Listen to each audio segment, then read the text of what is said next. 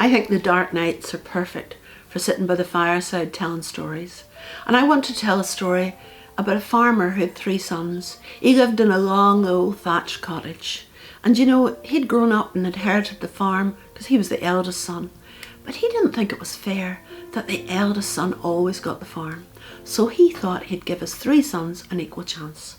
So he called the 3 boys to him and he said, "Listen, lads, whichever one of you can fill this whole house with just one thing, you'll inherit the farm." Well, John, the eldest son, he thought there'd be no problem there. What could he get that would fill the house? He looked around for the biggest thing in the farm, and wasn't that the big plough horse? Now, it was quite a job to get the horse into the house, and right enough it seemed to fill the small farmhouse. But if you know anything about horses, there'd be spaces underneath and spaces up above, and it didn't do the job, so he had to push the horse out and clear up after it as well. The second son, James, he thought, I know, hay and straw. And he worked and he filled the whole cottage with hay and straw. But again, any of you that ever work with hay and straw know it settles. And there were big pockets of air, and they said, nope, not going to do it.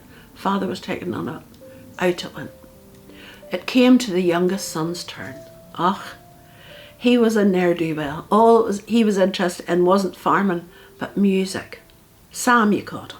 Samuel, I suppose would be his proper name. Anyway, Samuel was always out round the country at sessions of music. So he came into the cottage, both arms at one length. So everybody was watching. But he stepped forward to the hearth, he reached up and he brought down his fiddle and he put it under his chin, and he lifted his bow and he started to play. He played jigs and he played reels. He played polkas and he played slow airs, and the notes rose and filled every inch of that cottage. And so he was the boy that got given the farm, but as I told you, he had no interest in farming. So he let his 2 brothers divide the land, but he kept the house. He kept it as a session house where people would gather as we're doing tonight, gather to tell stories, to sing songs and play fine music. I want to tell you a story about a County Antrim farmer and his wife. They had a wee hill farm. The land was very poor, rushes, rushes and more rushes. So he kept sheep, and he kept a cow for milk, and he kept a few chickens. The wife looked after those. But you know, over the years things have been going badly wrong. The chickens weren't laying out this time, and the cow wasn't giving the proper yield of milk, but the farm had got too much for him. The fences were broken down.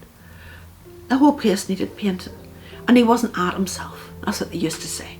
Nowadays I'm pleased we can actually use the word depressed. He was depressed. But anyway, he was sitting there with his wife at a bit of dinner in the middle of the day, when the door opened and an old tramp man came in. This was a time when you didn't have to keep your doors locked. Not at all. Men and women on the road would come in. You'd maybe buy a bit of heather, or maybe they'd fix your pots and pans. But anyway, the farmer and his wife were kind people, and they greeted him and they set him down at the table.